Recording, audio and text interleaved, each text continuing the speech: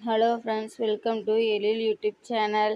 நீங்கள் பார்த்துட்டு question paper வந்து 9th ஸ்டாண்டர்ட் கூடிய குவார்ட்டர்லி எக்ஸாம் கொஸ்டின் பேப்பர் தான்.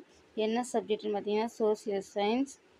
என்ன டிஸ்ட்ரிக்ட்னு பார்த்தீங்கன்னா செங்கல்பட்டு டிஸ்ட்ரிக்டுடைய கொஸ்டின் பேப்பர் தான் பார்த்துட்ருக்கோம். இது போன இயர் 2024 செப்டம்பர் மாதம் நடைபெற்ற குவார்ட்டர்லி எக்ஸாம் கொஸ்டின் பேப்பர் தான் பார்த்துட்ருக்கோம். சோசியல் சயின்ஸை பொறுத்தவரை ஃபஸ்ட் நம்ம படிக்க வேண்டியது புக்குக்கு முன்னாடி விட 1 மார்க் கொஸ்டின் தான். நெக்ஸ்ட்டு மேப் பாருங்கள், அதுக்கடுத்து 5 மார்க் படிங்க, அதுக்கடுத்து 2 மார்க் படிங்க.